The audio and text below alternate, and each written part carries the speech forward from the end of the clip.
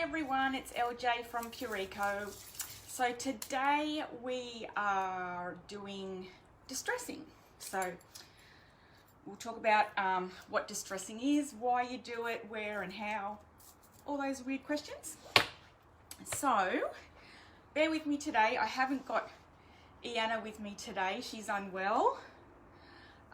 So I've just got my iPad. See if I can find myself. There we go. Hey, Mon. And so I can read the questions when people ask questions. Okay. So there is 3 ways that I distress, or that you can distress. Actually, there's 4, but I'm not doing the fourth one today. Anyway, there's 4. So traditionally, distressing is done with sandpaper, but you can also do it using wax as like a resist as well. And then you can do what they call wet distressing, which is a damp cloth. So there's also another technique. I didn't bring my handy little tool. Hey baby, I've got my little one homesick as well. Well, not homesick, but with me today sick. There is another way to distress, which I'll talk about later as well, if you don't have any equipment and bits and pieces. What's up, darling? I just want to hug. Oh, you just wanted a hug. Okay, sweetie. Right, so, love you, sweetie. Sorry about that. So I'll start off with the sanding, and what I'll do, I might just pop the camera down a bit so you can see better what I'm doing. Hang on, I might come round and do it so I don't knock everything over. So let's see if I can do that, and I'll pull the camera back up a bit later, and I'll point this one down. There we go. Okay. You don't need to see my head and everything. Alrighty.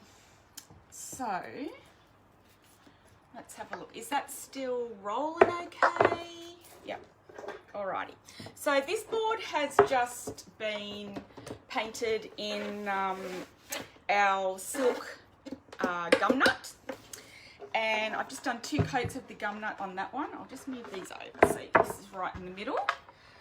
Okay, so distressing is basically a technique which ages a piece of furniture, or ages anything. Pretty sure my face is pretty distressed. But you can't, it's not just willy-nilly sanding anywhere. You've actually got to put some thought into it and kind of think about where your furniture would naturally age. So, you know, your furniture's been in a room for, 10 years, 15 years, 50 years. And these are the areas, so corners, any raised detailing, those are the areas that you're going to distress, because they're the areas that would get knocked. So I think about it, I guess you can think about it kind of like the opposite to where cobwebs would accumulate. So when you're doing waxing and you want like the dirty kind of grungy age look in the crevices and in the deep creases and that sort of thing. Well, this is kind of the opposite.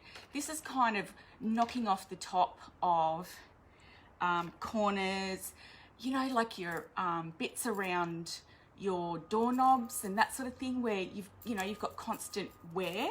So that's where you should be thinking about distressing. It's not in the middle where a low area is, or necessarily on flat areas. It's on the raised, and it's the corners and edges of things. So that's sort of where you should be thinking about distressing. I know when I, years and years ago, when I first heard about distressing, I was like, just sand and anywhere. I'm like, yeah, just distress it out a bit. But yeah, obviously I was doing it wrong. So it is about sort of knocking off those top little edges where you're going to knock it. You're going to rub it. It's going to wear. That's where you want to do your distressing. So it's basically where the paint will have worn away. So this is silk, and I don't normally distress silk because it's got that built-in top coat, so it's a little bit more effort to do it, but it doesn't mean you can't do it. So you can see there, I'm knocking off those top areas. Now I wouldn't necessarily do this all along that because that's not going to wear. It's more sort of your tops, your bottom pieces, that sort of thing, your corners, you know, so you rub a bit back there. So you've got like that, you know, that worn sort of look, okay? You can, if you did want to distress a bit on the tops, just really lightly do it so that it's not going too far back through your paint. So there's a couple of options you can do as well. So I've got white paint under this, but if it wasn't painted underneath like that, you could go back to raw wood. But you can do like a two-tone distress. So you can paint your piece pink underneath and then blue on top, and then distress back the blue to reveal your pink. So there's heaps of options there. Also, if you've got like a really kind of yucky coloured wood, like it's really red and you're not really keen on that, you know, paint it like a nice tan colour, or even stain it underneath so that you've got a nicer looking wood underneath. I know, you know, black is really popular, or like a chocolate brown underneath to distress back to. So that's just like your basic distressing, which is probably the most popular and easiest distressing. I've just used a 120 grit, and this is one of our new sanding sponges. So yeah, they're all flexible, they're wet and dry, so they're washable. So after, you know, you've got your sandpaper grit in there, you can just wash that out, and then it's back like new. So you can also put a bit of our what am I trying to say? Our Pureco cleaner, so our lemon myrtle cleaner, you can put some of that on it and sort of use this as a cleaning sponge, so you're giving it a nice deep clean. And depending on your surface, you can also be giving it a scuff sand at the same time, so it saves you time. So that's the first way of distressing, which is just basically your sanding, okay? So I'll pop this one aside, and I will go to this one. So this has just been sort of I haven't sanded it back, I've just stripped it. If I was obviously going to use this like this, I would sand a bit more because there's still a bit of varnish in that there, but I thought this would be a good easy one to show you how to use a wax resist. So most of the time you're putting a wax on with a cloth or a brush and that sort of thing, but when you're doing it as a wax resist, I like to use a palette knife, because if you use a cloth, you're going to get like a nice rounded sort of smooth distress, and I kind of like distressing to look a bit more rustic, if that makes sense, a bit more uneven. So I'll show you what I do of using a wax as a resist. So basically you're applying wax before your paint, which we all know the paint won't stick, so it's kind of going to not stick in those places wherever I put the wax. So just got a tub. This is our pewter wax. Oh, got my hair in it. Always my hair and everything. You can tell it's mine because it's blue. So I basically just pick up more of my hair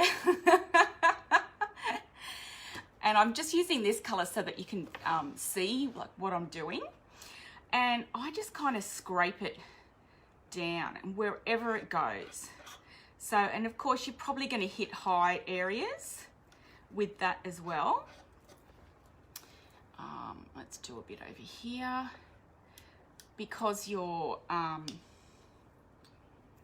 palette knife is going to hit the top areas. It's not going to get right down in the bottom areas. I say that and it's just gone down in the crease. No, of course. So, you know, you can always go up a little as well. And it kind of just gives more of an uneven kind of edge. So I don't know if you can see that, where I've just applied the wax there. So we'll leave that on for a second. And I will just paint straight over that with some chalk. So this is our meadow. It's a really pretty color. It's so nice. And this is in our chalk. I mainly use chalk a lot in the videos because it dries much quicker, and it's a bit overcast today, so it's not going to dry overly fast. So you just paint straight over it, and you will kind of, I guess, smear it a little, but it'll give you a bit of an idea.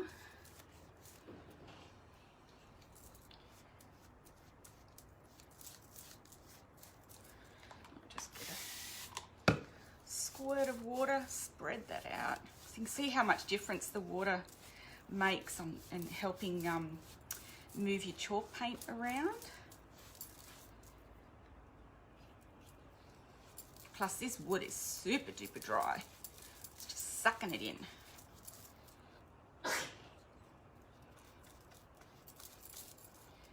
Okay.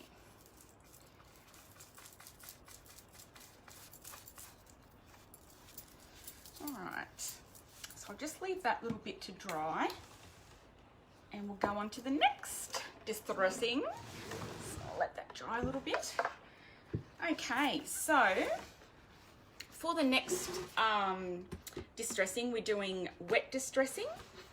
So I will show you what I mean by that. So basically you just take a cloth, doesn't matter what type of cloth, and with a wet cloth, so I'll just squirt the bejeebies out of this, or you can wet your paint as well, but I prefer doing it with a wet cloth. You're basically rubbing that paint away. Now this will only work if you haven't sealed your chalk paint yet, so if you've already sealed it, you'll have to use the sandpaper method. So you can still distress it, but it's always easier to distress. This is what chalk paint is made for. It is just, you know, these decorative finishes. Okay, so you can see that wasn't really hard, and that's showing up the white paint underneath. So that's just, and this was painted last week. I painted over the white that we did in the white video. No, so it was painted 2 weeks ago. So this is left unsealed for 2 weeks, and you can still get the water to open up the chalk paint again and move it. So it's pretty cool, and you can keep going, you know, more and more, make that really, you know, quite prominent, the distressing.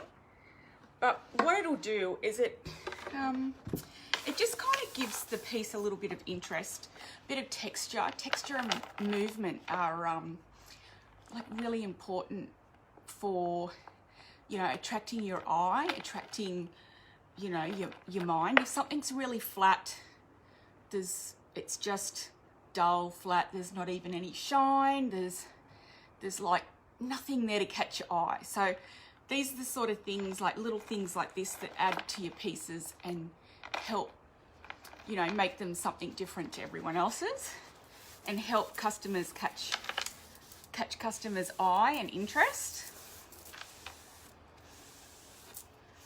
Okay, so let's go back to the resist one.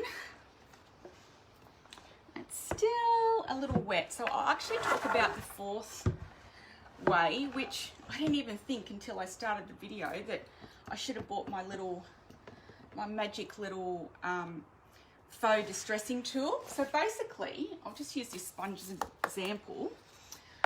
I've got a little piece of wood about this size, and what I did is I stuck an odd just round wooden handle on it, so it's like a little, I don't know, little tool. I don't know. So basically, I don't even know a word for it, but anyway, it's got a little handle on it, which makes it easier to hold.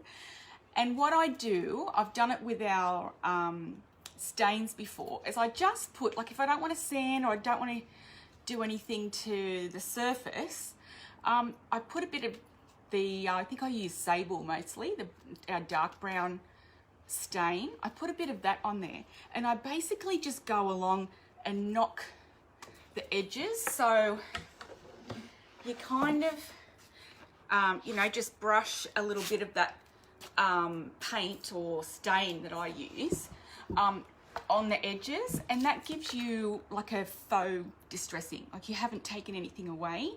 You're just kind of adding that bit of color on the top of the surface. So that's really good if you're a bit nervous about, you know, sanding it back. But it's also good, again, if you've got a really yucky, horrible wood color underneath and you want it to be like that nice chocolate color over white, you know, for that real rustic farmhouse look. That's a really good idea. If the wood underneath is a bit bleh, just do like your faux distressing. So I'll have a go at this and we'll see how that resist works. And as always, it'll never work in the video like it does when you normally do it. I think I'm the queen of that, aren't I? Okay, so basically you're wiping, I don't know if you can see there, you're wiping that wax away. And it just gives you a totally different look. Like normally you'd use a clear wax, but I've used a dark so that you can see what it's doing.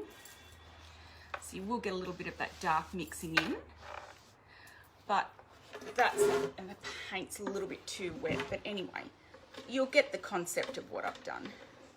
So it just really easily wipes back. I'm not even really barely putting any pressure. And that's just worked as a resist. This is a really good technique as well if you're wanting that chippy look, because you can get like larger chunky surfaces and you can almost kind of like, you know, where you can predict where the distressing is going to be, whereas if you're sanding, it's kind of, you know, sand, have a look, sand, have a look, where if you've done the wax, you can dictate where it's actually going to be you know, distressed back, because you know where you've put your wax. So you can see there you've got like almost like a nice chip shape on there.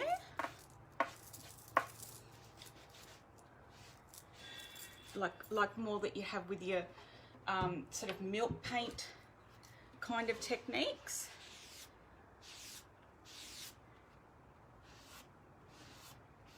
And yeah, so it's really easy to wipe off, and you easily get back to raw wood or whatever you've done underneath. So that's just like 3 different ways to distress. So it's basically, it's adding age. You're adding age, you're adding a worn look to your piece. You can see here, see how it's different? You've got a different look because of the wax to what you do with the wet distress. So you've got, you know, it's really more, I guess, not even symmetrical, because you don't want your distressing to be symmetrical. You want it to be, it's almost, I guess, like you're sanding and you're making this with a purpose, but it's meant to look unsymmetrical and purposeless. I don't know. Who knows what I'm trying to say? Hopefully that makes sense. It's supposed supposed to look random. It's not supposed to look like you've put a lot of thought into it. It's supposed to look like the opposite of what you've done. You've thought about it. Where organic, yay, Nick, thanks. You legend. So yeah, that's what I was trying to say. Oh my goodness, so funny. It's not funny. It's probably the start of Alzheimer's, the fact that I can't think of my words. Anyway, it's afterwards when I get off the video, they go, oh, that's what I was trying to say. So hopefully that's helped anyone who is a bit scared of distressing. It's not scary, it's fun. And even if you do sand back or whatever and you don't like the look, just paint over it. Easy. That's the best thing about paint. If it looks crap, paint over it. Do it again. And every time you make a mistake, you've just learnt something. Okay, I don't like that look. Okay, don't like that technique. Like every time you do a mistake, you're accumulating knowledge and learning what to do and what to not do next. So don't put pressure on yourself. Just have fun. It's meant to be fun. Even if you're making a living out of it, it's still meant to be enjoyable. It's a creative endeavor. And yeah, you're supposed to enjoy it. So don't stress about it too much. Just go for it, have a go, and have fun. That's the main thing. So thank you so much, and hopefully I've given you some information today, and have a great day. Thanks, guys.